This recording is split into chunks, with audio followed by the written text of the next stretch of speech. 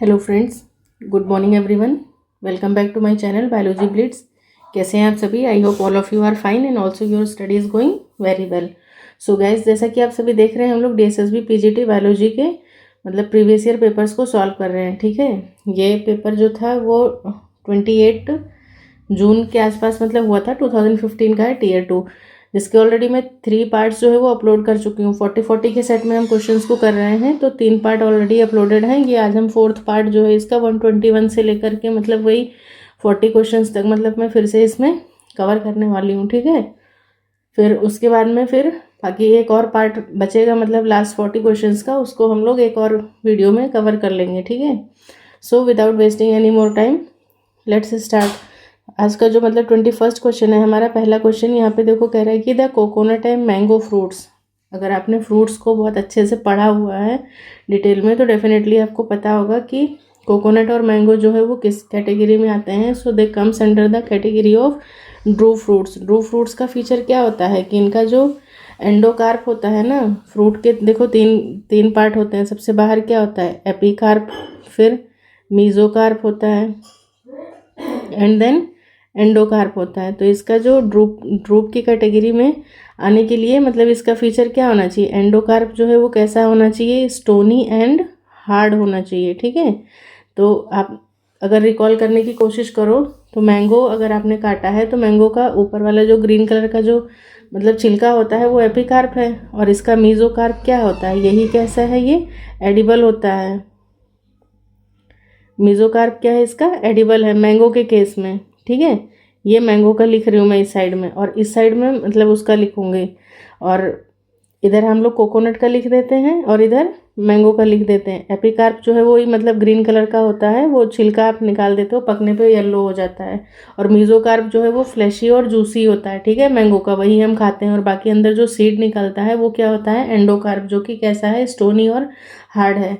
But if we talk about the coconut, अगर हम coconut की बात करते हैं तो कोकोनट के केस में देखो, तुम अगर ग्रीन वाला नारियल लेते हो जो पानी वाला होता है, तो उसमें भी देखो अब ऊपर वाली जो लेयर होती है वो कैसी होती है? ग्रीन होती है। फिर मीजोकार्प जो होता है वो उसमें थोड़ा सा ऐसे फाइब्रस होता है, लेकिन फाइबर पूरी तरह डेवलप नहीं होता है। लेकिन अगर आप राइपेंड कोकोनट लेते हो पका हुआ, तो उसको जब आप छीलते हो तो उसमें ऐसे देखो बहुत सारे ऐसे फाइबर्स होते हैं। ठीक है, जिनको हम लोग क्या बोलते हैं? कॉयर। ठीक है, ये क्या है? ये रोप वगैरह बनाने के काम में आता है, और पहले के टाइम में, एंशियंट टाइम में, इससे इतने ज़्यादा ये मजबूत होते थे कि इनसे चारपाइयाँ वगैरह बनाई जाती थी, और साथ ही साथ शिप वगैरह को पोर्ट पे लाने का काम किया जाता था। तो मीजोकार्प इसका बहुत ही ज़्यादा इकोनॉमिकली बहुत इंपॉर्टेंट है।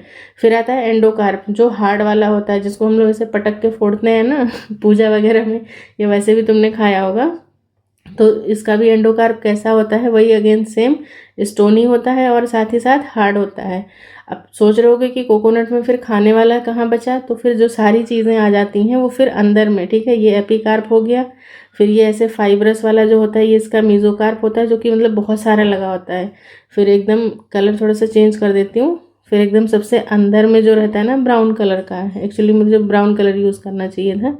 ये अंदर में जो ब्राउन कलर का होता है जिसको हम लोग फोड़ते हैं, फिर उसके अंदर क्या होता है? यहाँ पे अगर ये फुल्ली राइपेंड वाला है तो यहाँ पर क्या निकलता है? ये होता है कोकोनट कर्नल। ठीक है, जो वाइट वाला पोर्शन होता है वो कोकोनट कर्नल होता है। बट इंस्टेड ऑफ दैट कि अगर ये कोकोनट राइपेंड नहीं है, कच्चा है, तो वहाँ पे आपको क्या मिलता है? नारियल पानी मिलता है, जो कि क्या है? Free nuclear endosperm.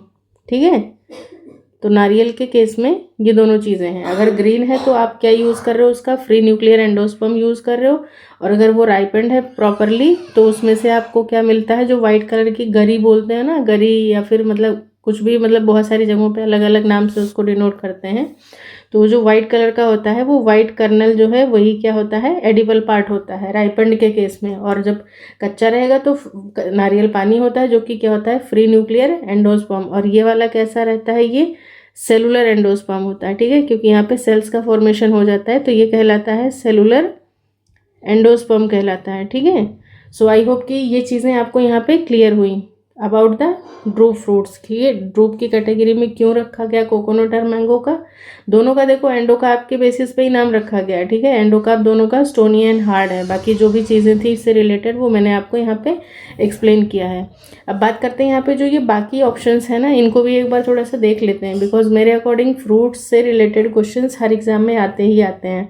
अब यहाँ पे इन्होंने एरीज लिखा है, जहाँ तक मुझे लग रहा है एरीज नहीं, यहाँ पे बेरीज होना चाहिए, ठीक है। ये ऑप्शन जो है ऑप्शन ए, ये क्या होना चाहिए, बेरीज होना चाहिए। एंड देन उसके बाद में ये बेरीज होना चाहिए, ये हेस्पेरिडियम, ठीक है। ये पोम्स होने चाहिए, पोम फ्रूट्स होते हैं ना। बाकी आप लोग कमेंट सेक्शन में बताना, वैसे भी सन्नाटा पड़ा हुआ है कमेंट सेक्शन में, थोड़ा सा मतलब अपनी उंगलियों को कष्ट दे लो आ करके और कुछ वहाँ पे लिख के जाया करो, ठीक है। तो बेरीज है, हेस्पेरिडियम और पोम्स, तो इसके बारे में मैं मतलब थोड़ा सा आपके साथ में एक स्लाइड शेयर करती हूँ, इंपॉर्टेंट है, उसको पॉज करके नोट कर लेना, ठीक है, या फिर स्क्रीनशॉट मार के छोड़ देना गैलरी में, वो भी काम बढ़िया रहता है। तो देखो कोकोनट, पहले एक्सप्लेनेशन देख लेते हैं फिर बाकी ऑप्शंस देखते हैं। Coconut and mango fruit are drupes. Coconut classified as fibrous one seeded drupe है, और ड्रूप फ्रूट क्या है, उसकी कैरेक्टरिस्टिक क्या है, hard stony covering enclosing the seed, ठीक है। सीड जो है वो किसके अंदर है, हार्ड स्टोनी एंडोकार्प के अंदर है, लाइक एन ऑलिव और peach. So here the things are, I hope visibility clear होगी, नहीं भी क्लियर होगी ना तो कोई बात नहीं, आप मतलब जो मैं बोल रही हूँ उस पर ज़्यादा फोकस करिए, ठीक है, और साथ में इसको लिखते रहो। तो ड्रूप के बारे में देखो बताया एंडोकार्प स्टोनी और हार्ड है, ठीक है। बाकी अगर हम फ्रूट्स की बात करते हैं तो देखो सिंपल फ्रूट्स होते हैं, उनको पहले दो कैटेगरी में डिवाइड करते हैं, ठीक है। सिंपल फ्रूट्स जो थे हमारे, उसको हमने दो कैटेगरी में डिवाइड किया, एक कैटेगरी आ जाती है ड्राई फ्रूट्स की और दूसरी आ जाती है फ्लैशी फ्रूट्स की, ठीक है। तो ड्राई फ्रूट की अगर हम बात करते हैं तो ड्राई फ्रूट्स जो है वो फर्दर जो है वो 3 कैटेगरीज में डिवाइड हो जाते हैं। पहला वाला है डेहिसेंट, दूसरे वाले हैं इनडेहिसेंट, और फिर तीसरे वाले जो आ जाते हैं थर्ड वन, वो क्या होते हैं, साइजोकार्पिक होते हैं, ठीक है। First one is dehiscent, second one is indehiscent and the third one is schizocarpic.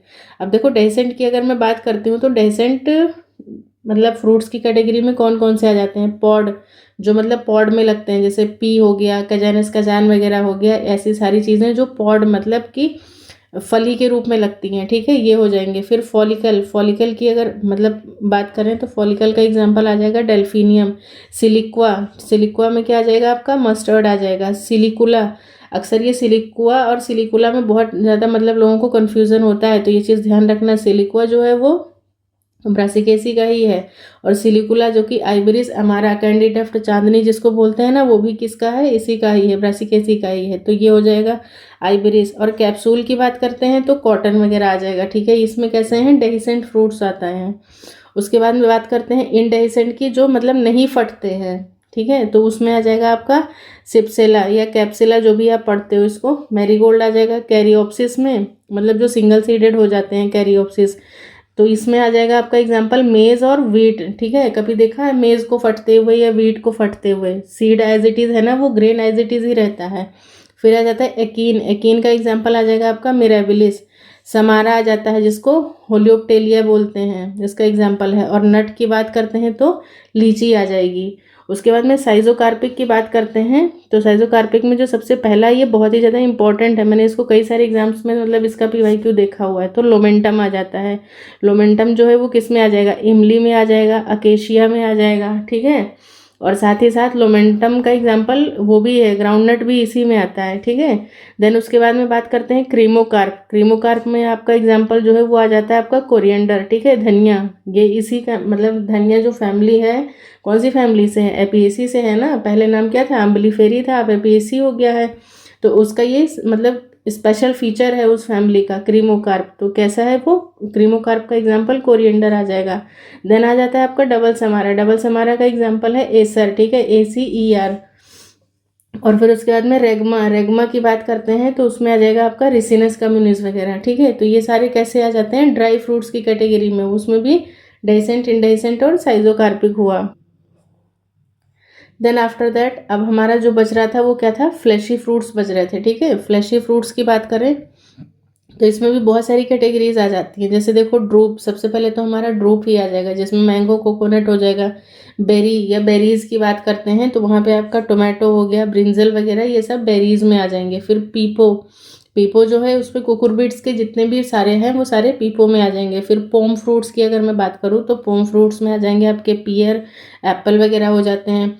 हेस्पेरिडियम ये काफ़ी इंपॉर्टेंट है और मतलब पूछा भी गया है कई सारे एग्जाम्स में मैंने देखा है। तो इसमें आपके जो ऑरेंज वगैरह है ना, लेमन वगैरह इस तरीके से, मतलब जो आप ऑरेंज खाते हो इस टाइम तो सीज़न चल ही रहा है, उसमें जो जूसी एरिल निकलता है ना, फ्लैशी एरिल वाला, जूसी एरिल, एरिल नहीं कहूँगी, मतलब जब आप ऑरेंज को पील करते हो तो सबसे पहले बाहर वाला जो छिलका होता है वो एपिकार्प होता है। फिर उसमें जो पतले पतले वाइट कलर के जो फाइबर्स लगे होते हैं ना, ये वाइट वाले, ये इसका मीजोकार्प होता है। वाइट फाइब्रस मीजोकार्प हो जाएगा, इसका मीजोकार्प हो जाता है। और फिर उसके अंदर जो ऑरेंज लगे होते हैं, कैसे बना के बताऊँ ऐसे मान लो, ठीक है, थोड़ी देर के लिए इस तरीके से ये जो ऑरेंज लगे होते हैं, फिर इनको जब आप इसको ऐसे बीच से अगर आप टेयर करते हो, कट करते हो, तो इसमें देखो इस तरीके से ऐसी चीज़ें निकलती हैं। फिर इसी के बीच में सीड्स होते हैं। तो ये जो होता है ये कहलाता है जूसी एरिल कहलाता है, ठीक है। आई थिंक मैं सही बोल रही हूँ, जूसी एरिल ही होता है वो किस कैटेगरी में आ जाएगा, वो हेस्पेरिडियम की कैटेगरी में आ जाते हैं। So they comes under the category of hesperidium, orange और लेमन आ जाएगा। फिर उसके बाद में एक और एग्जाम्पल आ जाता है आपका बालुस्टा, ठीक है। बालुस्टा जो है उसका एग्जाम्पल क्या आ जाता है आपका, पोमीग्रेनेट। तो ये लास्ट वाले दोनों तो बहुत ही ज़्यादा इंपॉर्टेंट है, बाकी ये पूरी स्लाइड ही अपने आप में बहुत इंपॉर्टेंट है, ठीक है। सो आई होप कि आपने इसको मतलब अच्छे से पॉज करके लिख लिया होगा। Move on to the next question. Next question is question number 122, which of the following is not a saturated fatty acid. तो सबसे पहले आप लोगों को ये चीज़ पता होना चाहिए कि सैचुरेटेड और अनसैचुरेटेड में डिफरेंस क्या होता है। तो देखो सैचुरेटेड की अगर बात करते हैं तो fatty acids which do not have double bond, ठीक है, यानी कि कार्बन कार्बन के बीच में जब सिंगल बॉन्ड है तो वो किस कैटेगरी में आता है, वो सैचुरेटेड में आता है, मतलब कि विदाउट डबल बॉन्ड, ठीक है। दे आर जनरली वो कैसे होते हैं, वो सॉलिड होते हैं रूम टेम्परेचर पे, ठीक है। और जो एनिमल फैट्स होते हैं वो कैसे वाले होते हैं, वो सैचुरेटेड होते हैं। लेकिन अगर प्लांट ऑयल और फिश ऑयल की बात करें या फिश फैट की बात करें तो ये सारे कैसे आ जाते हैं, अनसैचुरेटेड आ जाते हैं। अब अगर मैं आपसे सैचुरेटेड के एग्जांपल्स की बात करूं तो सैचुरेटेड फैटी एसिड्स में देख लिया कि सबसे बेस्ट फीचर जो है वो क्या है, सिंगल बॉन्ड होता है, ठीक है। और बाकी ये सॉलिड होता है रूम टेम्परेचर पे। अब इसके एग्जांपल्स की बात करें तो एग्जांपल आप इसको नोट कर लीजिए, यहाँ पे एग्जांपल्स मैंने लिख दिए हैं, ठीक है। These are the examples of saturated fatty acid. तो सबसे पहले तो आपको सैचुरेटेड मालूम होना चाहिए। यहाँ पे देखो स्टेरिक आ जाएगा, पाल्मिटिक और ब्यूटारिक एसिड। स्टेरिक एसिड जो है वो 18 कार्बन की फैटी एसिड होती है, पाल्मिटिक 16 कार्बन की फैटी एसिड है, और ब्यूटारिक जो है ये क्या है, short chain of fatty acid that found in animal fat and plant oils, ठीक है। तो यहाँ पे देखो मोनोटोनिक, पाल्मिटिक और स्टेरिक ये सारे तो किस में आ जाते हैं, आपके सैचुरेटेड में आ जाएंगे। बचता क्या है यहाँ पे, ओलिक एसिड, ठीक है। ओलिक एसिड जो है ये किस में आ जाएगा, आपकी कौन सी कैटेगरी में, it comes under the category of unsaturated. Unsaturated का मतलब क्या है कि यहाँ पे कार्बन कार्बन के बीच में डबल बॉन्ड होगा या फिर इससे ज़्यादा हो सकता है, ठीक है। Fatty acids, unsaturated fatty acids are the fatty acids which contain one or more than one double bond. These are generally liquid at room temperature. इनका फीचर क्या है कि ये लिक्विड है रूम टेम्परेचर पे। और ये कैसे थे सैचुरेटेड वाले, they are solid at room temperature. और बाकी अगर एग्जाम्पल्स की बात करते हैं तो अनसैचुरेटेड में मतलब जो एग्जाम्पल है इसका वो क्या आ जाएगा, ओलेइक एसिड आ जाएगा। बाकी थोड़ा सा मतलब मैं ये हेल्थ के पॉइंट ऑफ व्यू से भी ये चीज़ बताना चाहूँगी कि जो सैचुरेटेड वाले होते हैं इसको मतलब आप कोशिश करो कि अवॉइड ही करो। जैसे कि देखो सैचुरेटेड किस में पाया जाता है, ऑलरेडी हम देख चुके हैं, एनिमल प्रोडक्ट हो गया, प्रोसेस्ड फूड हो गया, और ट्रॉपिकल ऑयल्स वगैरह, जैसे कि मीट वगैरह है ना, जो बीफ हो गया, लैम्ब, पोर्क वगैरह, इन सब में कैसा है, सैचुरेटेड फैटी एसिड होता है। फिर डेयरी में बात की जाए तो डेयरी प्रोडक्ट्स में बटर आ जाएगा, चीज़ हो जाएगा, आइसक्रीम वगैरह, दे आर सैचुरेटेड। फिर baked goods, fried foods, chocolate वगैरह, चिप्स वगैरह जो मतलब अच्छे ग्रेड की नहीं होती हैं उसमें भी ये सारी चीज़ें सैचुरेटेड ही होता है। फिर पाम ऑयल, आज के डेट में तो सबसे ज़्यादा मतलब ये जहर बना हुआ एक तरीके से, पाम ऑयल हो गया, पाम कर्नल ऑयल हो गया, कोकोनट ऑयल वगैरह, ये सारे किस में आ जाते हैं, सैचुरेटेड में आ जाते हैं। Eating too much saturated fat can increase your risk of high cholesterol and heart diseases. To reduce your saturated fat intake you can try replacing saturated fat foods with unsaturated fat foods such as unsaturated में आप क्या use कर सकते हो, canola oil use कर सकते हो, olive oil use कर सकते हो, फिश ऑयल यूज़ कर सकते हो, नट्स, एवोकाडो यूज़ कर सकते हो, सीड्स हो गई, कुछ बीन्स वगैरह हैं और लेग्यूम्स वगैरह, इन सब में क्या देखने को मिलता है आपको, अनसेचुरेटेड फैटी एसिड देखने को मिलता है। ठीक है, coconut oil, not so coconut, groundnut oil जो है वो क्या है आपके लिए, मतलब कि बेटर ऑप्शन है। ठीक है, आप इसको रिप्लेस कर सकते हो बाकी चीज़ों से। बाकी सैचुरेटेड में तो फिर वही बटर, घी, लाड, कोकोनट ऑयल, पाम ऑयल, ये सारी चीज़ें आ जाएंगी। सो ओलिक एसिड जो है is not a saturated fatty acid. Saturated is a type of fat in which fatty acid chain have a single bonds. Saturated fatty acid derived from the both animal fat and plant oils. ठीक है, next है question number 123, which one of the following is called the joker of the microbiological park, या joker of the animal kingdom भी कह सकते हैं। सो आपका answer यहाँ पे क्या होता है, ये माइकोप्लाज्मा आ जाता है। Mycoplasma is called joker of the microbiological park. ठीक है, माइक्रोप्लाज्मा क्या है, एक माइकोप्लाज्मा स्मॉलेस्ट ऑर्गेनिज्म है capable of reproducing and like murein और polypeptidoglycans in their cell wall, और सेल वॉल नहीं है इसीलिए ये क्या करता है, अपनी शेप को चेंज करता रहता है। ठीक है, इसीलिए इसको हम लोग क्या बोलते हैं, joker of the plant kingdom. ठीक है, because of the lack of the cell wall mycoplasma can readily change its shape depending on the environment. Mycoplasma is one of the smallest free living organism है due to the lack of cell wall. Conventional antibiotics that target cell wall synthesis are ineffective against mycoplasma. They are resistant to various antibiotics, इसीलिए लिखा है ये चीज। They are parasitic और saprophytic in nature, thus harming the plants on which they live. ठीक है, तो ये सारी चीजें जो है वो important हैं।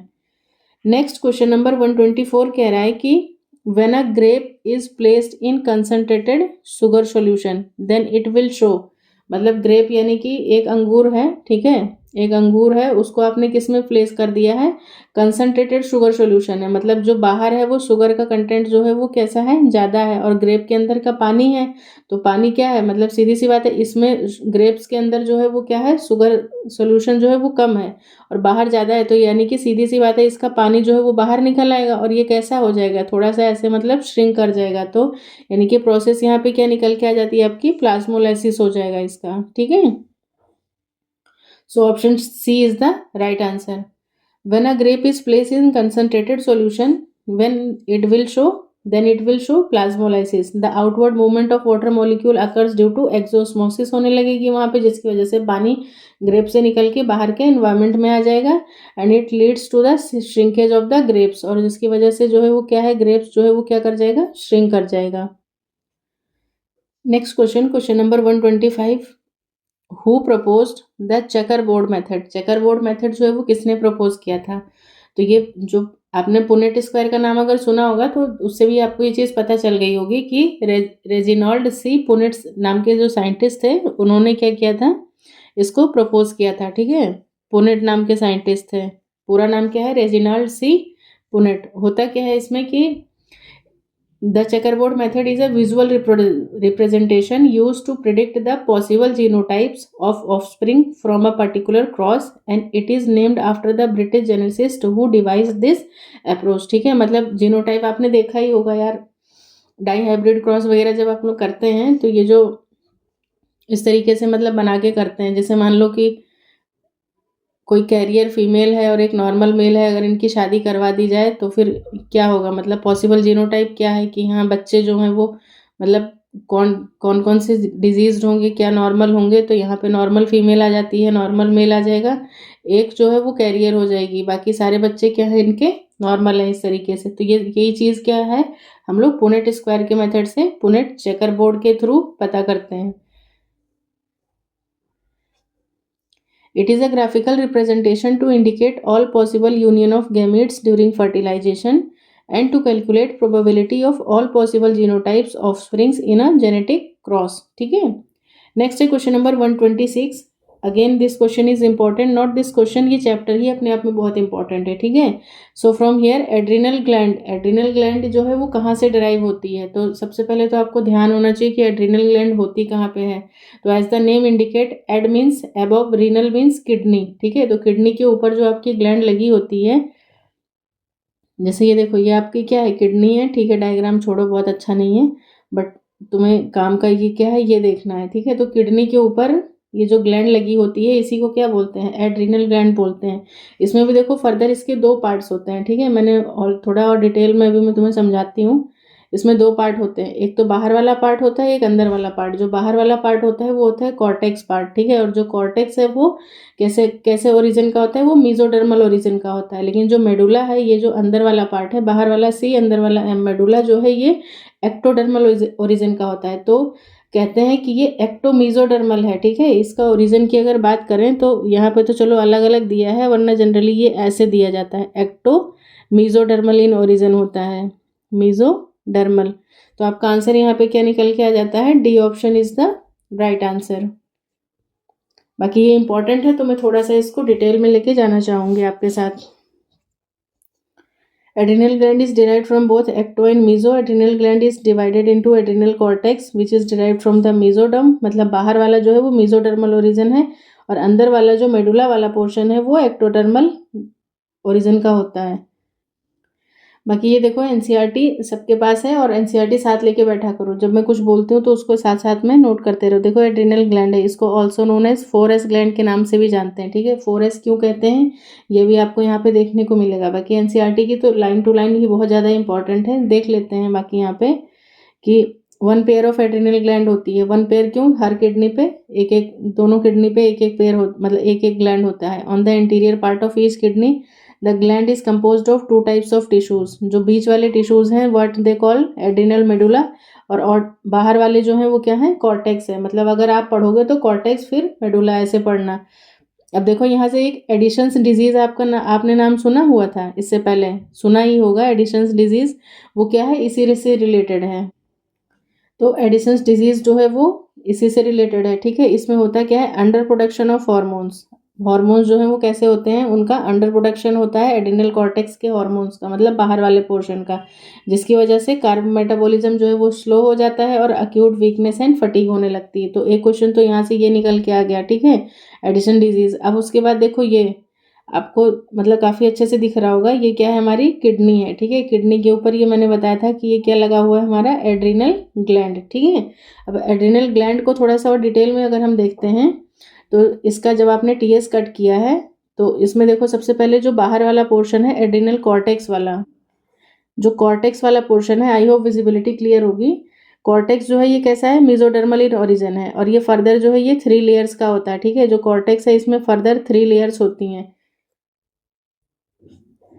और ये क्या रिलीज करते हैं, जनरली ये कॉर्टिकॉइड्स रिलीज करते हैं। अब देखो जो 3 लेयर्स हैं उसको मैं थोड़ा सा और जूम कर देती हूँ आपके लिए। 3 लेयर्स में देखो सबसे बाहर वाली जो है वो क्या है, आउटर जोन, ठीक है। आउटर आउटर लेयर है, मतलब आउटर जोन ना लिख करके मुझे यहाँ पे आउटर लेयर लिखना चाहिए था, बाकी तुम करेक्ट कर लेना, ठीक है। ये क्या है, आउटर लेयर, ठीक है, आउटर लेयर है। फिर मिडल लेयर है, मैंने बताया ना 3 लेयर्स हैं, आउटर लेयर है, मिडल लेयर है, उसके बाद में इनर लेयर या इनर लेयर है। जोन मत लिखना, इसको लेयर कर देना काट के इसको। तो देखो जो आउटर लेयर होती है वहाँ पे कौन सी मतलब लेयर जो प्रेजेंट होती है उसका नाम होता है यहाँ पे जोना ग्लोमीरुलोसा, ठीक है। नाम क्या है, जोना ग्लोमीरुलोसा। अब उसके बाद में जो मिडल वाली है उसका नाम है जोना फेसिकुलेटा, ठीक है, और अंदर वाली है वो जोना रेटिकुलरिस है। तो इसको याद करने के लिए देखो GFR ऐसे याद कर लो ना। ग्लोमेरुलस फिल्ट्रेशन रेट हम लोग पढ़ते हैं एक्सक्रीशन वाले चैप्टर में, तो तुम इस तरीके से ऐसे याद कर सकते हो सिंपली GFR।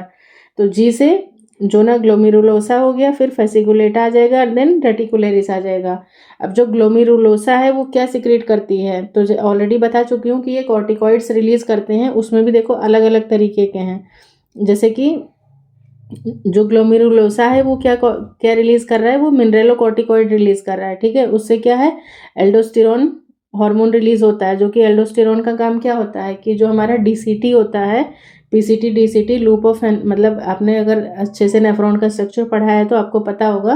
तो वहाँ पे क्या होता है, जो DCT वाला पोर्शन है वहाँ से वो सॉल्ट एब्जॉर्प्शन का काम करता है, ठीक है, सॉल्ट रिटेंशन का काम करता है। फिर जो फेसिकुलेटा है ये क्या करता है, ये ग्लूकोकॉर्टिकॉइड रिलीज करता है, और यानी कि हार्मोन जो निकल रहा है वो कौन सा हार्मोन है, कॉर्टिसोल, और ये क्या करता है, शुगर मेटाबॉलिज्म में हेल्प करता है। फिर अंदर वाली जो लेयर है लास्ट वाली सबसे अंदर है, ये क्या हो गई, ये G हो गया, ये F हो गया और ये R हो गया। तो जो सबसे अंदर वाली है रेटिकुलरिस, ये क्या कहलाती है, सेक्स कॉर्टिकॉइड कहलाती है। और ये रिलीज क्या करती है, DHEA यानी कि सेक्स हार्मोन। आप सोच रहे हो कि DHEA का फुल फॉर्म क्या है। सो इसका फुल फॉर्म मतलब तुम लिख लो यहाँ पे, मेरे पास स्पेस नहीं है, या फिर चलो मैं लिख ही देती हूँ। This is dihydroxy dihydroxy epi androgen, या फिर इसी को एंड्रोजन को आप लोग लिख सकते हो एंडोस्टेरॉन। ठीक है, एंडोस्टेरॉन। सो डिहाइड्रोक्सी इपी एंड्रोजन या फिर डिहाइड्रोक्सी इपी एंड्रोस्टेरॉन लिख सकते हैं। ठीक है, जो कि एक तरीके का वीक एंड्रोजन होता है। तो आई थिंक ये चीज़ें मतलब कॉर्टेक्स रीजन की आपको चीज़ें सारी यहाँ पे क्लियर हो जाती हैं। Then we move on to the medulla region. अब देखो मेडुला रीजन में क्या है, एड्रिनल मेडुला है। इसकी ओरिजिन की बात की जाए तो कैसी है, एक्टोडर्मल है। ठीक है, और ये जनरली क्या रिलीज करते हैं, कैटिकोलामाइंस रिलीज करते हैं। जो चीज़ें मैं बोल रही हूँ ना, they are literally important for examination point of view से, so don't skip even a single word. अब देखो एड्रिनल मेडुला जो है ये फर्दर दो तरीके के हार्मोन्स रिलीज करता है। The first one is adrenaline, या फिर इसी को हम लोग क्या बोलते हैं, एपिनेफ्रिन, जो कि ऑलमोस्ट कितना 80% रिलीज होता है। और दूसरा वाला जो होता है वो होता है नॉर एड्रिनलिन, या फिर इसी को नॉर एपिनेफ्रिन बोलते हैं, जो कि जनरली कितना होता है 20% रिलीज होता है। अब बात करते हैं एड्रिनलिन की। ठीक है, तो जो एड्रेनलिन है इससे मतलब बहुत सारे क्वेश्चंस निकल के आते हैं। Adrenaline is also known as epinephrine. ठीक है, is the hormone that is called 3F hormone, इसीलिए इसको और किस नाम से जानते हैं, 3F हार्मोन के नाम से जानते हैं। आप सोच रहे हो कि 3F में 3F का फुल फॉर्म क्या है, तो ये है फाइट, मतलब कि फाइट, फियर, फाइट और फ्लाइट, या फिर फ्लाइट, फाइट और फियर, या फ्राइट करके मतलब आप इसको याद कर सकते हो। ठीक है, 3F हार्मोन है, इसी को हम लोग स्ट्रेस हार्मोन भी कहते हैं, या फिर कई बार ये भी इमरजेंसी हार्मोन के नाम से भी जाना जाता है। ठीक है, 3F stand for fight, flight and fear. It release during emergency and stressful conditions. It help the body response to fear and prepare the body for fighting and prepare the body to flee from the danger, मतलब कि flight करना यानी कि खतरे वाली situation से क्या करना, भाग जाना। ठीक है, adrenaline is produced in the adrenal gland which is located at the top of the kidney. It is also produced in some neurons of the central nervous system. ठीक है, अब एड्रेनलिन जो है वो काम करता है क्या है, तो इट इंक्रीजेस हार्ट रेट। ठीक है, हार्ट रेट को इंक्रीज करता है, हार्ट कॉन्ट्रैक्शन स्ट्रेंथ करता है, रेस्पिरेशन रेट को बढ़ाता है। सीधी सी बात है भाई, अगर तुम जा रहे हो नॉर्मली और आधी रात में मतलब दो कुत्ते तुम्हारे पीछे पड़ जाएं तो तुम्हारी क्या सिचुएशन होगी। ठीक है, सीधी सी बात है कि मतलब घबरा जाओगे, स्वेटिंग होगी, अलर्टनेस होगा, पिपुलरी डायलेशन हो जाएगा।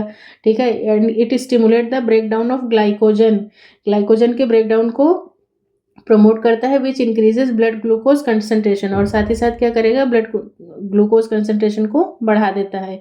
It also stimulate the breakdown of lipid and proteins. ठीक है, तो ये सारी चीज़ें जो है ये आ जाती हैं यहाँ पे। बाकी यहाँ पे हैं तो बहुत सारी चीज़ें। ठीक है, बट तुम ठीक है आराम से देखो, पढ़ लेना। ठीक है, यही सारी चीज़ें दे रखी हैं, alertness, pupil dilation, piloerection मतलब रेजिंग ऑफ हेयर, स्वेटिंग, ये सारी। Both the hormone increase the heart beat, strength of heart contraction and rate of respiration. Catecholamines also stimulate the breakdown of glycogen resulting into क्या हो जाता है, blood glucose level को बढ़ा देता है। ठीक है, तो ये सारी चीज़ें जो हैं वो कहीं ना कहीं अपने आप में बहुत ज़्यादा इंपॉर्टेंट है, इनको आराम से नोट कर लो। अब आप लोग सोच रहे होगे कि मैम आपने 4S बोला था स्टार्टिंग में। ठीक है, 4S हार्मोन क्यों बोला गया था वो देख लेते हैं। तो देखो सॉल्ट रिटेंशन वाली बात आ गई। ठीक है, सबसे पहले हमने क्या देखा, सॉल्ट रिटेंशन। मेरा मार्कर यहाँ पे नहीं काम कर रहा है, मतलब पेन नहीं काम करता है इस जगह पे, ध्यान से देख लो। शुगर मेटाबॉलिज्म में आ जाएगा, सेक्स हार्मोन, कॉर्टिसोल्स आ ही गए। फिर उसके बाद में साथ ही साथ स्ट्रेस हार्मोन। स्ट्रेस हार्मोन कौन है, एड्रेनलिन या फिर एपिनेफ्रिन। ठीक है, तो इसी के साथ मतलब ये सारी चीज़ें जो हैं वो आई होप आपको क्लियर हुई होंगी। बाकी देखो मैं तो यही आपसे रिक्वेस्ट करूंगी कि जितने भी हार्मोन्स हैं उन सबको आप एक जगह पे अच्छे से लिख लो। 5-10 रुपए का जो चार्ट पेपर आता है उस पर अच्छे से लिख लो, और उसके बाद उसके सारे फंक्शंस वगैरह, सबका ओरिजिन वगैरह, ये सारी चीज़ें मतलब क्वेश्चन देखो कहीं बाहर से नहीं आएगा, यही जो आपके 20-25 चैप्टर हैं इसी से चीज़ें घुमा घुमा के पूछता रहता है। तो अच्छा रहेगा ना कि वो आप एकदम लास्ट मोमेंट पे आपको चीज़ें अच्छे से रिकॉल हो जाएंगी। Now move on to the next question. Question number 127 कह रहा है कि फिल्ट्रेशन फ्रैक्शन जो है वो किसका रेशियो होता है। तो सीधी सी बात है, यहाँ पे तो वैसे अगर जिस बच्चे को वैसे नहीं पता होगा ना, वो भी आराम से यहाँ पे GFR और RPF को देख करके अपना आंसर मार्क कर लेगा, ठीक है। बट हाँ, मैं तुम्हें सिर्फ ऑप्शन से नहीं बता रही हूँ, मैं तुम्हें अभी इसको भी मैं तुम्हें अच्छे से एक्सप्लेन कर देती हूँ। अब देखो, इसमें भी ना बताने के लिए तो बहुत सारी चीज़ें हैं, ठीक है, बट मैं फिर भी मतलब तुम्हें बहुत नहीं बताना चाह रही, क्योंकि ऑलरेडी मतलब चीज़ें टाइम आउट हो रही हैं। तो देखो, ये क्या होता है, GFR अपॉन RPF होता है, ठीक है। अब RPF क्या है, देखो GFR का फुल फॉर्म होता है ग्लोमेरुलस फिल्ट्रेशन रेट, ठीक है, जो कि क्या है, amount of blood filtered in all the nephrons of both the kidney पर मिनट, ठीक है। तो ये जनरली 2 यूनिट में डिवाइड मतलब मेजर किया जाता है। एक तो होता है 125 ml पर मिनट होता है, ठीक है। या फिर अगर मैं इसको डे की बात करूँ तो ये डे के फॉर्म में अगर आप लिखोगे तो ये 180 लीटर पर डे होता है, ठीक है। तो ये दोनों फॉर्म में पूछा जा चुका है पेपर में, इसलिए मैं यहाँ पे मेंशन कर रही हूँ। तो GFR जो है वो ये हो गया। तो यहाँ पे तुम ज़्यादा नहीं, तुम पहला वाला ही ले लो ml की फॉर्म में, तो 125 ml आ जाएगा। उसके बाद में RPF जो होता है वो होता है रीनल प्लाज्मा फ्लो, ठीक है। रीनल प्लाज्मा फ्लो का मतलब क्या है कि amount of blood plasma entering in all the nephrons of both the kidney पर मिनट। और इसका जो मतलब इसका जो अमाउंट होता है वो कितना होता है, नियर अबाउट ये 650 ml पर मतलब 650 ml होता है, ठीक है। 650 ml प्लाज्मा फ्लो जो है वो किडनी के मतलब दोनों किडनी के हिसाब से होता है, बोथ द किडनीज पर मिनट, मतलब पर मिनट में ही ये नापा जाता है। ये चीज़ भी थोड़ा सा ध्यान रखिएगा। तो 125 ml पर मिनट, ठीक है, मिनट में थी ये यूनिट, और ये भी किस में है, मिनट में है। तो इसको दोनों को हम आराम से डिवाइड कर, तो इसको जब हम डिवाइड करेंगे तो ये ऑलमोस्ट कितना आ जाता है, ये 20% आ जाता है। तो यानी कि आपका जो फिल्ट्रेशन फ्रैक्शन है वो कितना निकल के आ रहा है बच्चे, वो 20% निकल के आ रहा है, ठीक है। बाकी GFR क्या है पता चल गया, रीनल प्लाज्मा फ्लो क्या है ये भी पता चल गया, और ये दोनों वैल्यूज़ पता होंगी तभी आप निकाल सकते हो। बाकी ये दोनों पॉइंट इंपॉर्टेंट है। अगर पर मिनट के हिसाब से पूछेगा तो 125 लगाना, और अगर पर डे के हिसाब से पूछता है तो 180 लीटर लगाना, ठीक है। बाकी RPF जो है वो कितना है, 650 ml पर मिनट आता है। बाकी एक होता है रीनल ब्लड फ्लो, ठीक है। रीनल ब्लड फ्लो कितना होता है ये आप मुझे कमेंट सेक्शन में बता सकते हो। बाकी इन्होंने एक्सप्लेनेशन में क्या दिया है, फिल्ट्रेशन फ्रैक्शन क्या है, ratio of GFR to RPF, renal plasma flow. GFR बता ही चुके हैं, RPF भी हम बता चुके हैं ऑलमोस्ट कितना होता है, near about 650 ml per minute होता है, ठीक है। और उसके बाद में is the portion of plasma entering the kidney that ends up as filtrate. Next है क्वेश्चन नंबर 128। ये क्वेश्चन भी अपने आप में बहुत ज़्यादा इंपॉर्टेंट है, मतलब ये मार्क कर लो कि हाँ, इससे रिलेटेड जितने भी मतलब रेशियोज़ हैं वो सारे के सारे एग्जाम में बहुत ज़्यादा पूछे जाते हैं। ऑलरेडी मैं उसका RPSC का करवा चुकी हूँ, पेपर एस्टेट का करवा चुकी हूँ, मैंने सब में देखा है ये क्वेश्चन बहुत बार रिपीट हुए हैं। So question is complementary gene in F1 generation. Complementary gene जो है F1 जनरेशन में उसका रेशियो क्या होता है, तो वो 9:7 होता है, ठीक है। बाकी यहाँ पे जो मेंशन है 15:1 ये किसका है, डुप्लीकेट का है। 13:3 किसका है बताओ। तो ये देखो, नॉन एलिलिक इंटरेक्शन या इंटरजेनिक इंटरेक्शन आपने पढ़ा होगा, ठीक है। इंटरजेनिक है, इंटर नहीं है, ये चीज़ थोड़ा सा ध्यान दीजिएगा। इंटरजेनिक इंटरेक्शन, इसमें सबसे पहले आ जाता है एपिस्टेसिस। एपिस्टेसिस मतलब क्या है कि when one gene mask the effect of another gene या another non allelic gene known as epistasis, ठीक है। और इसमें भी देखो डोमिनेंट होता है और एक रिसेसिव होता है। तो डोमिनेंट वाला जो एपिस्टेसिस होता है उसका रेशियो, जनरली रेशियो से डायरेक्ट क्वेश्चन आता है, ठीक है। तो 12:3:1 हो जाएगा। रेसेसिव एपिस्टेसिस, या इसी को हम लोग और किस नाम से जानते हैं, सप्लीमेंट्री, ठीक है। सप्लीमेंट्री जीन के नाम से भी जाना जाता है, इसको लिख लेना। तो ये आ जाता है आपका 9:3:4 हो जाएगा, ठीक है। डोमिनेंट वाला देखो तो जिसमें देखने को मिलता है तो वो fruit colour in summer squash देखा होगा आपने एग्जाम्पल, ठीक है, वहाँ पे देखने को मिलता है। और रिसेसिव वाले की अगर बात करते हैं तो कोट कलर इन माइस, ठीक है, आपने देखा होगा ये रेशियो आया होगा। अगौटी 9 होते हैं, ब्लैक 3 होते हैं और अल्बाइनो 4 आ जाते हैं, ठीक है। उसके बाद बात करते हैं अपन कॉम्प्लीमेंट्री जीन की। कॉम्प्लीमेंट्री जीन का रेशियो क्या आता है, 9:7। ये चीज़ ध्यान रखना कि इन सबका जो सम होता है वो कितना है, 16 आना चाहिए, ठीक है। ये देख लो, सबका जो सम है वो कितना होना चाहिए, 16 होना चाहिए। तो कॉम्प्लीमेंट्री जीन क्या है, 9:7 है। ये कहाँ पे देखने को मिलता है, तो इसको फर्स्ट टाइम ऑब्जर्व किया था बेटसन एंड पुनेट सर ने लथाइरस ओडोरेटस यानी कि स्वीट वी में खोजा था, ठीक है। इसमें भी देखो, इसमें जो रेशियो है 9 जो है वो कैसे आ जाते हैं, आपके पर्पल होते हैं, और 7 जो है वो क्या आ जाते हैं, वाइट आ जाते हैं। मैं जो इन्फॉर्मेशन साथ साथ में बोल रही हूँ ना, इसको नोट करते चलो, क्योंकि अभी मतलब मैं लिखूंगी तो टाइम लगेगा और आपके लिए इंपॉर्टेंट है। फिर डुप्लीकेट जीन की बात करते हैं, तो इसका रेशियो जो है वो क्या निकल के आ जा रहा है आपका, 5:, 1 आ जाता है, ठीक है।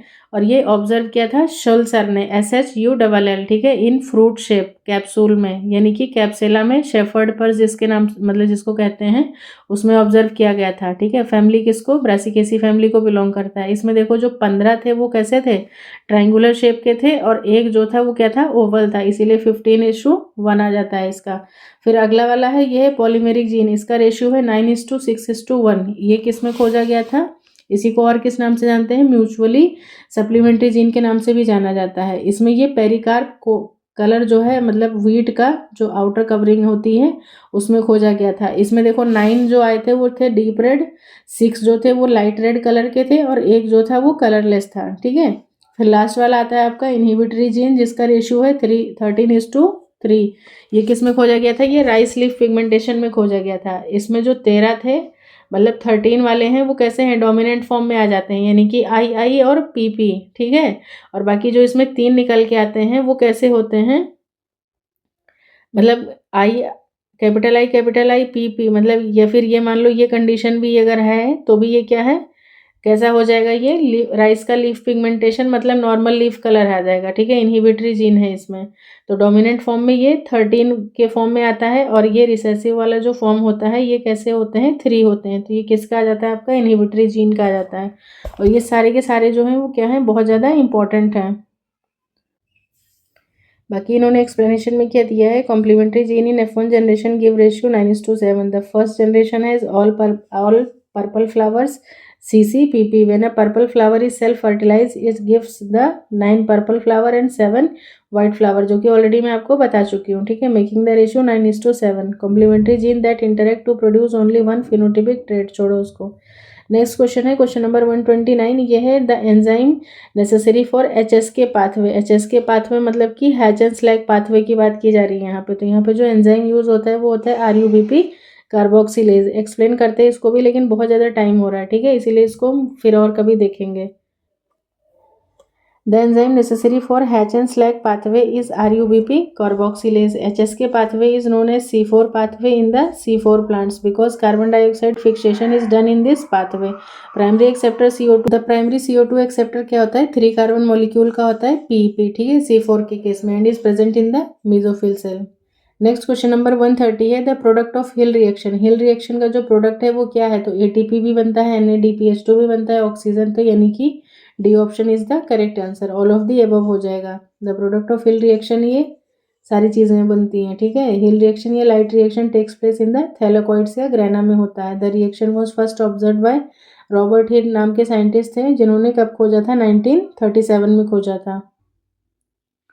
नेक्स्ट क्वेश्चन है 131। In which form are carbohydrates located in the plants. तो प्लांट्स में वो किस फॉर्म में होते हैं, तो वो ग्लूकोज की फॉर्म में होते हैं। ट्रेवल किस फॉर्म में करते हैं, सुक्रोज की फॉर्म में, और जो उनका स्टोरेज होता है वो स्टार्च के फॉर्म में होता है, ठीक है। तो carbohydrates are stored in the form of starch, यानी कि polymer of glucose in the plants. Next question है 132। Number of NADH2 produced in Krebs cycle. Krebs cycle में ऑलरेडी इससे पहले भी एक्सप्लेन कर चुकी हूँ आपको, तो जिन्होंने नहीं देखा है वो प्रीवियस ईयर के जो क्वेश्चन पेपर है ना उनको देख लो, उससे भी तुम्हारा बहुत ज़्यादा फायदा होने वाला है। तो इसमें देखो, अगर एक साइकिल जब चलती है तो उसमें 3 निकलते थे, ठीक है। याद आ रहा है, कुछ नहीं याद आ रहा है तो फिर से जा करके देखना एक बार साइकिल। तो एक बार चलती है तो 3 निकलते हैं, और साइकिल चलती कितनी बार है, मतलब 2 बार चलती है, तो यानी कि आपका आंसर जो होगा वो यहाँ पे क्या आ जाएगा, 6 मॉलिक्यूल्स आ जाएंगे। एक्सप्लेन कर देंगे कभी और। Number of NADH2 produced in Krebs cycle is 6 since glycolysis produce. Glycolysis से दो पायरुविक एसिड रिलीज होता है, hence 2 acetyl coenzyme form 1 molecule of glucose, ठीक है। तो दो बार साइकिल चलेगी। Krebs cycle is known as TCA cycle या सिट्रिक एसिड साइकिल कहते हैं। It is a chain of reaction occurring in the mitochondria through which almost all living cell produce energy in aerobic respiration. Next है 133। The amount of energy given by 1 molecule of ATP। एक molecule of ATP कितनी energy देता है, वो 7.3 kilo calorie, या फिर अगर इसको आप कैलोरी में ही सिंपली लिखोगे तो किलो हटा करके आप इसको कितना कर सकते हो, 7300 कैलोरी करके भी आप आंसर कर सकते हो। ये यहाँ पे एक्सप्लेनेशन में दिया हुआ है। This energy is stored in the form of phosphate bond. ATP hydrolysis provide the energy need for many essential processes of the cell in the organism. Next है 134। Which of the following chemical element is present in all protein. सभी proteins में जो है वो कौन सा chemical present होता है, तो भाई हाइड्रोजन, नाइट्रोजन और ऑक्सीजन जो है ये सारे प्रोटीन्स में प्रेजेंट होते हैं ये तीनों chemicals. The chemical element which is present in all is hydrogen, nitrogen, oxygen and carbon. Protein are the polymer of amino acids, they are the building block of the body. Next question है 135, substance that can be absorb without digestion. बिना digestion के आप कौन सा substance absorb कर सकते हो भाई? वो विटामिन सी होती हैं। बाकी सबके लिए सबको डाइजेशन प्रोसेस से गुजरना होगा। Carbohydrates except single sugar, glucose, fructose, protein, mineral, ये सारे क्या हैं? Can be absorbed. बाकी विटामिन जो हैं यही क्या है? हमारे जीआई ट्रैक्ट में विदाउट डाइजेशन जो है वो एब्जॉर्ब किए जा सकते हैं। 136 कह रहा है कि carbohydrate that can not be digested by human. कौन सा कार्ब है जो ह्यूमन जो है वो इसको डाइजेस्ट नहीं कर सकता? तो सेलुलोज। क्यों? क्योंकि ये कैसा है? प्लांट्स में पाया जाता है और ये इसको पचाने वाले जो एंजाइम होता है वो ह्यूमन के जीआई ट्रैक्ट में नहीं प्रेजेंट होता है। और सेलुलोज पचाते कौन है? तो वो हमारे जो रूमिनेंट्स हैं, जितने भी जानवर हैं, कैटल वगैरह, वो सारे इसको क्या करते हैं? इजीली डाइजेस्ट कर सकते हैं। A carbohydrate that cannot be digested by human is cellulose. Human is unable to digest cellulose because appropriate enzyme. Enzyme का नाम क्या है? Enzyme to break down the beta acetyl linkages are lacking. मतलब human की body में ये enzyme जो है ये absent होता है। 137 कह रहा है कि the percentage of alveolar air exchange with each breath. Each breath में जो है वो कितना जाता है? तो ये इसका आंसर जो है वो ऑलमोस्ट 15 होना चाहिए। ठीक है, 15% के आसपास होता है। इन्होंने यहाँ पे क्या दिया है? हाँ, इनके ऑप्शन में 15% नहीं है। The percentage of alveolar air exchange with each breath is 15%। कैसे है? At the end of each expiration 2000 से 2500 ml of air remain in the lungs. The maintain the necessity gas gradient between alveolar air and the blood. बाकी इसको बाद में explain करेंगे।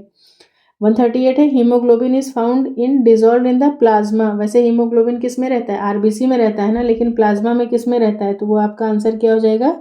Earthworm. ये question भी इंपॉर्टेंट है, ये ऑलरेडी केवीएस में पूछा हुआ था। Haemoglobin is found dissolve in the plasma. Haemoglobin protein है that contains in the RBC which is responsible for declining of oxygen to the tissues. 139 है the process of tubular reabsorption.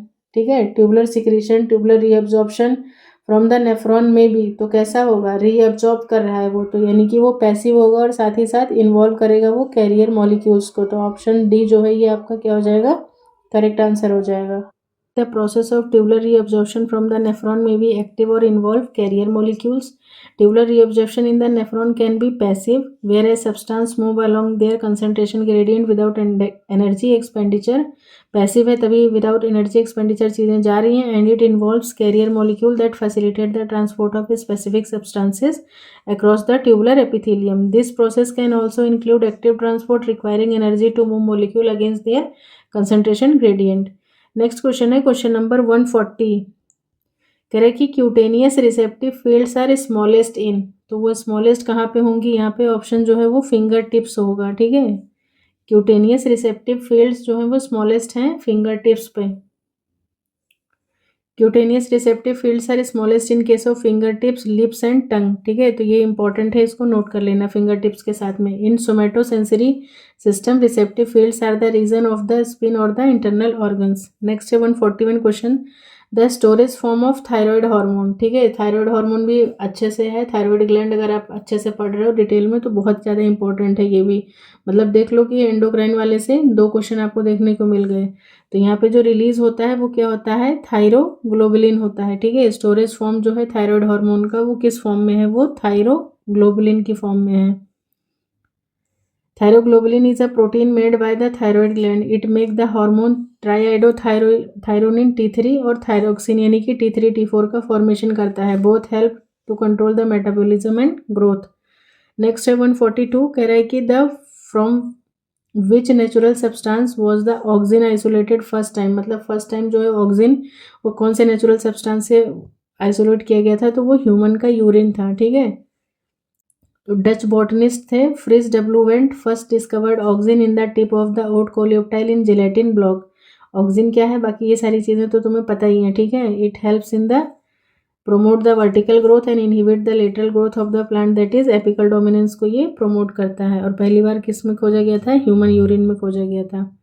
Next question है question number 143। कह रहा है कि 24D।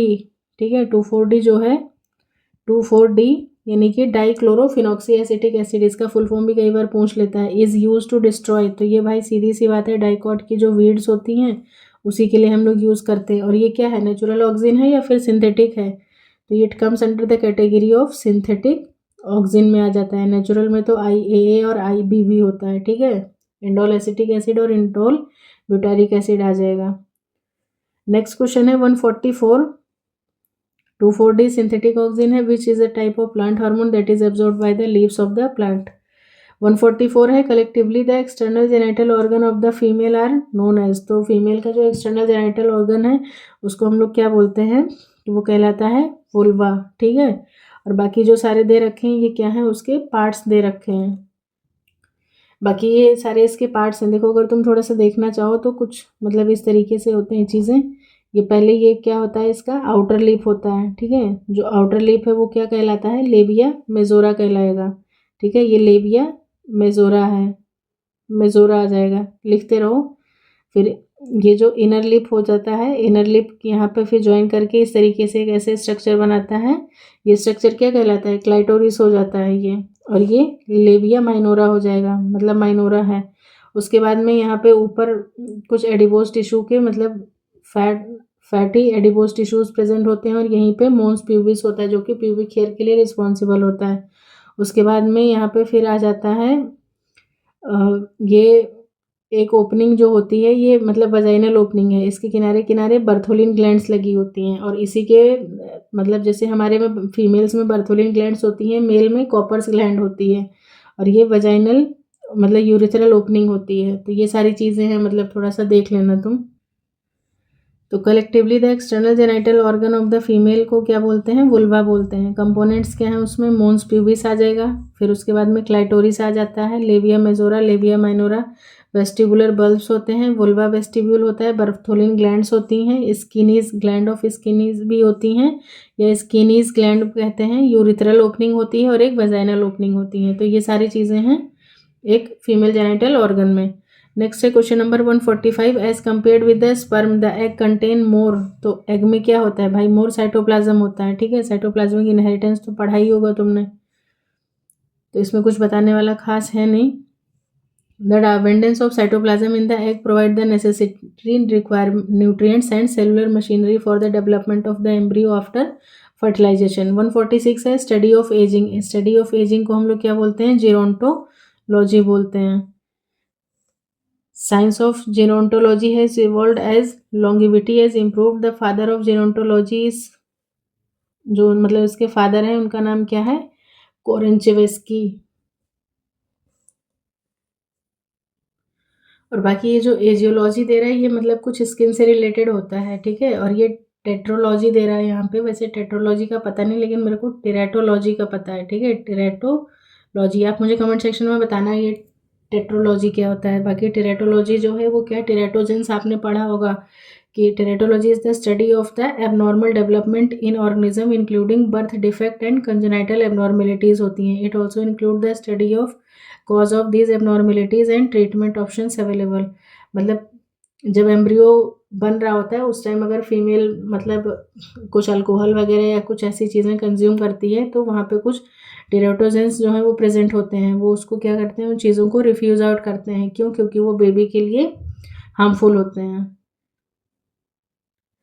Next है question number 147, the last succession in a share, एक share में last succession जो है वो क्या कहलाता है, तो वो क्लाइमेक्स कहलाता है, ठीक है।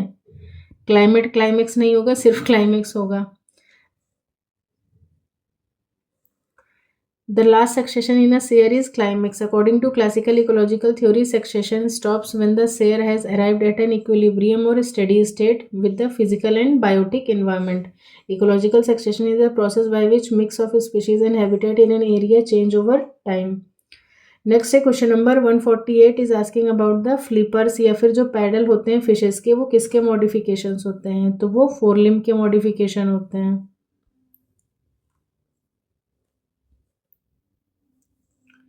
Flippers or paddles of the fishes are the modification of forelimbs. It is an aquatic locomotion limb that is large and flatted. ठीक है, और वो हेल्प क्या करता है, flippers are also known as pectoral fins भी कहते हैं उनको, to help them to keep their balance. अब यहाँ पे ये क्वेश्चन है, ये अगर तुमने पढ़ा था तो ठीक है, नहीं तो देखो, the average height of Zulu and Watusi tribe, ठीक है, जुलू और वातुसी ट्राइब जो हैं ये मतलब साउथ अफ्रीका के ट्राइब्स हैं और इनकी हाइट के बारे में पूछ रहा है। तो मेरे को तो नहीं पता था लिटरली, इसका आंसर यहाँ पे जो दिया हुआ है वो जुलू का 2.2 मीटर की हाइट है और जो वातुसी है वो 1.2 मीटर का है। The average height of Zulu and Watusi tribe is मैन का इतना, और ये है मतलब कि 5 फीट 9 इंच टू 7 फीट तक होता है। जुलू ट्राइब जो है वो कहाँ का है, largest population of ethnic group in south Africa का है। और वातुसी है, इसको तुत्सी के नाम से भी जानते हैं, is an ethnic group living primarily in the Rwanda और बुरुंडी, ठीक है, ये दोनों कहाँ पे, सेंट्रल अफ्रीका में देखने को मिलते हैं। तो ये चीज़ भी कहीं ना कहीं अपने आप में थोड़ी सी इंटरेस्टिंग है, ठीक है, देख लीजिए। अब डीएसएसबी वालों को पता होगा कि हाँ उनके सिलेबस में है क्या कोई ऐसा चैप्टर जिससे ये ऐसे क्वेश्चंस पूछे जा रहे हैं। नेक्स्ट है क्वेश्चन नंबर 150, कह रहा है कि एफोटिक जोन, एफोटिक मतलब ए मीन्स एब्सेंट कर दिया, क्या, फोटिक यानी कि सनलाइट वाला region, in the sea maintaining constant salinity range. तो भाई सीधी सी बात है, जब लाइट वगैरह नहीं पहुंच रही है और सैलाइन एरिया वहाँ पर जो है वो कहीं ना कहीं वो ज़्यादा ही है, तो ये 200 से 2000 मीटर तक की रेंज में ये होता है।